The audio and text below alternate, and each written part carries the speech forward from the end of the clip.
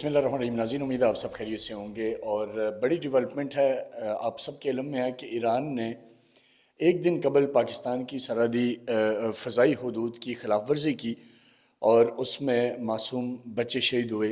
पाकिस्तान ने बहुत ज़िम्मेदारी का मुज़ाहरा किया। पाकिस्तान ने कोई जल्दबाजी में रिटेलिएशन नहीं की, कोई अटैक नहीं किया।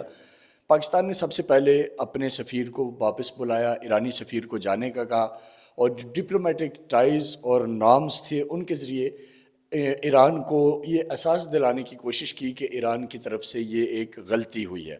इस वक्त जो चैलेंजेस हैं इस खित्ते के, इंटरनेशनली जो चैलेंजेस हैं, फ़लस्तीन का जो मसला है उस सारे, और मुस्लिम उम्मा के जो इश्यूज़ हैं, उस सारे सिनेरियो में पाकिस्तान और ईरान का, और बिलखुसूस ईरान जैसे मुल्क का जो एक अरसे से इज़राइल के ख़िलाफ़ एक मनसूबाबंदी कर रहा है, माहौल बना रहा है, और वक्त आने पे उसने हमला जो है वो पाकिस्तान पे कर दिया, तो ये एक्सपेक्टेड नहीं था।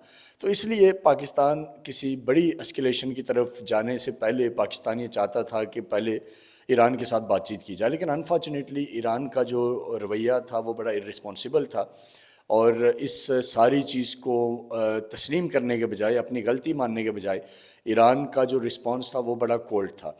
तो आज फिर सुबह सुबह पाकिस्तानी फ़ज़ाइया ने, जो कि जैसे कि इंडिया ने, आपको याद होगा कि बालाकोट पे करके भाग गए थे, तो एक रिस्पांस दिया था। इसी तरह का आज एक रिस्पांस फिर पाकिस्तानी फ़ज़ाइया ने ईरान को दिया, और बॉर्डर के पार जाके पाकिस्तान के फ़ज़ाइया ने चंद टेररिस्ट जो BLA के लोग थे, जो वहाँ बैठ के पाकिस्तान के ख़िलाफ़ एक्टिविटीज़ करते रहे, पाकिस्तान के ख़िलाफ़ वहाँ से वो ऑपरेशंस लॉन्च करते रहे, उनको टारगेट किया है। और जो वीडियोज़ इस वक्त तक BLA के और इस तरह की जो टेररिस्ट ऑर्गेनाइजेशंस की वेबसाइट पे, उनके व्हाट्सएप ग्रुप्स में जो वीडियोज़ चल रही हैं, ऑडियोज़ चल रही हैं, जिसमें क्लियरली देखा जा सकता है कि वो बता रहे हैं कि जी पाकिस्तानी एयरफोर्स ने हमारे यानी टेररिस्ट के कैंप को अटैक कर लिया है, और वो भाग रहे हैं, और एक शख्स कह रहा है कि हमारा शंकर से राब्ता नहीं हो रहा।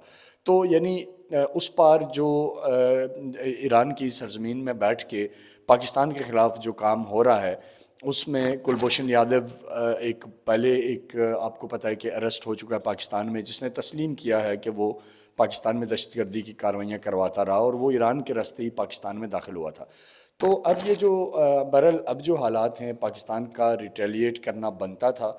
अपना डिफेंस और अपनी सॉवरेनिटी के ऊपर ज़ाहिर है कभी भी कंप्रोमाइज़ नहीं हो सकता, लेकिन ईरान की तरफ से बहुत गैर ज़िम्मेदारी का मुज़ाहरा किया गया। लेकिन हम ये उम्मीद करते हैं कि अब जो हुआ है पाकिस्तान का जवाबी कार्रवाई के बाद, अब ईरान इस चीज़ को समझेगा और मज़ीद वो एस्केलेशन की तरफ नहीं आएगा। लेकिन अगर वो आएगा तो डेफिनेटली पाकिस्तान अपना डिफेंस रखता है। पाकिस्तान के पास जो टेक्नोलॉजी है, ईरान उसका भी मुकाबला नहीं कर सकता, पाकिस्तान की फ़ौज का भी मुकाबला नहीं कर सकता, और पाकिस्तानी कौम का भी मुकाबला नहीं कर सकता। तो इसलिए मैं इस पे यही सुजेस्ट करूँगा ईरान को कि उनके पास चंद ऐसे लोग हैं, चंद ऐसे दिमाग हैं जो ईरान को हमेशा जंग के लिए उकसाते रहते हैं।